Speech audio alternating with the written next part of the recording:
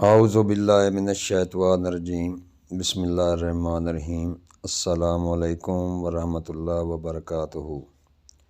जी प्यारे दोस्तों, आज बहुत ही नायाब और इफ़ादत से भरपूर जड़ी बूटी आप दोस्तों के लिए लेकर आया हूँ। उम्मीद करता हूँ कि दोस्त पसंद करेंगे।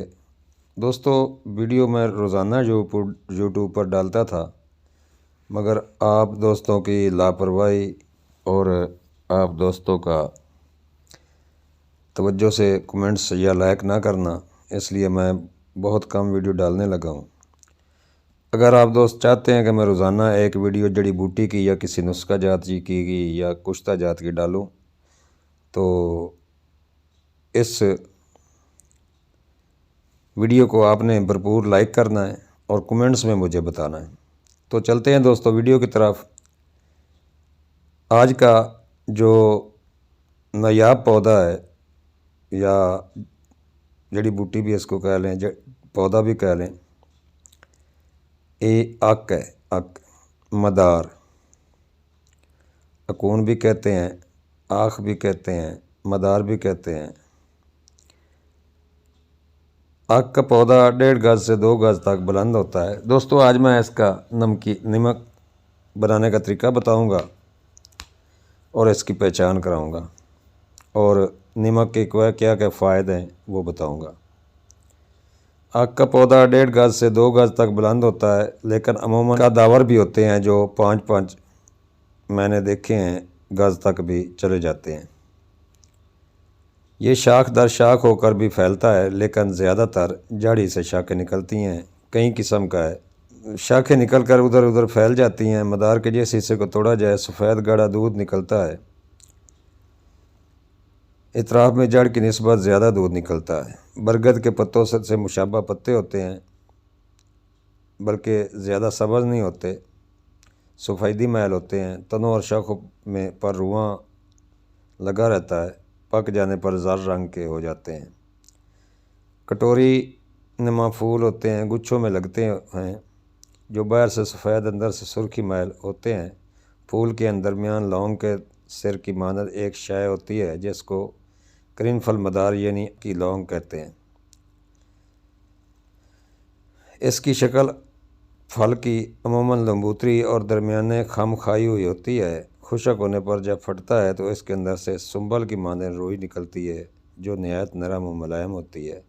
तुखम चिपटे स्याही मैल और वज़न में हल्के, हजम में दाल अरहर के बराबर होते हैं।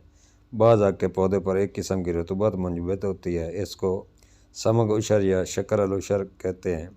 इससे मुफीद गाढ़ा दूध निकलता है जो जहरीला होता है। इस पौधे का हर जुज़ बतौर दवा मुस्तमाल है।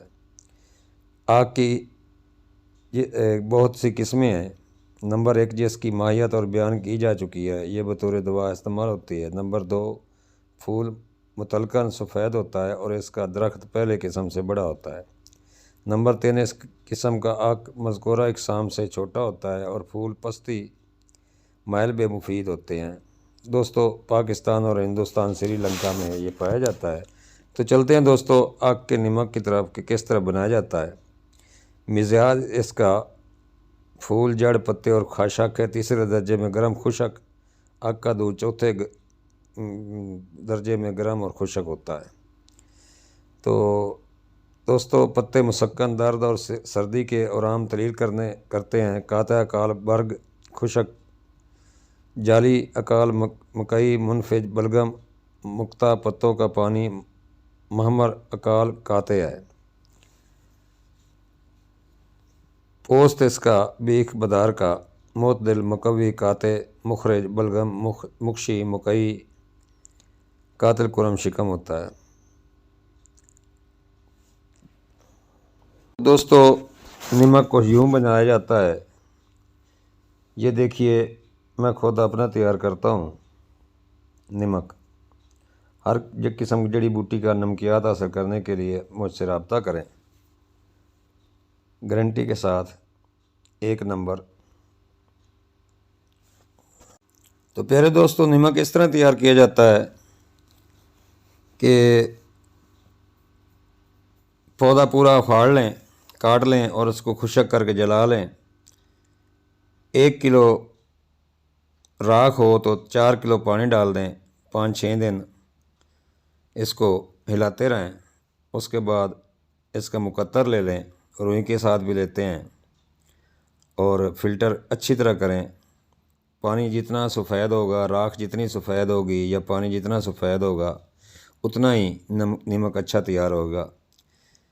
इसके खुराक मकदार 1 रत्ती है। फ़ायद बलगमी दमा और तिपदे के लिए शरबत इजाज़ के साथ इस्तेमाल करें। हर किस्म के बुखार को एस्प्रिन की तरह पसीना लाकर उतारता है। दर्द साँप, पसली का दर्द, रिंगन के दर्द के लिए दूध के साथ इस्तेमाल करें। दर्द मेद और कै के लिए अर्क पुदीना के साथ इस्तेमाल करें। बच्चों के बुखार, खांसी और नमूनिया के लिए मकदार खुराक 1 चावल शहद मिलाकर इस्तेमाल कराएं। बलगमी, खांसी और नज़ला के लिए 1 रत्ती शहद 1 चम्मच में मिलाकर बड़ों के लिए रात सोते वक्त चाट लें। सुबह बलगम खारिज हो जाएगी।